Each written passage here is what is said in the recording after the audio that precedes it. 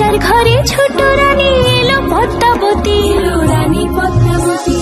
রাজার আরো 6টি রানীর ছিল না সন্তান, পদ্মাবতীর কোলালোতে মিলল সমাধান। বছর যেতে জন্ম নিল 7 ছেলে 1 মেয়ে, হয় খুশির আকাশ হঠাৎ কালো মেঘে গেল ছেয়ে। হিংসেতে যায় জ্বলে পুড়ে বাকি 6টি রানী, যুক্তি করে ঘটায় ওরা 7 কুমারের হানি। সুযোগ মতো 7 ছেলেকে মাটিতে দেয় পুঁতে, বাঁচে একা পারুল ওরা পায় না তাকে ছুতে। ধাইমা বাজায় সেই মেয়েকে বড় করে তোলে, 7 ভাইকে পায় যে পারুল 7টি চাপা ফুলে।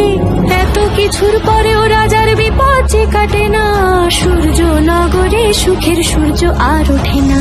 হিংসা বিবাদ বিচ্ছেদ আর প্রেমের কাহিনীতে পারুল বোন কি পারবে 7 ভাই চম্পাকে জাগাতে। রাজার ঘরে ছোট রানী এলো পদ্মাবতী, রানী পদ্মাবতী। রাজার আরো 6টি রানীর ছিল না সন্তান, পদ্মাবতীর কোলালোতে মিলল সমাধান।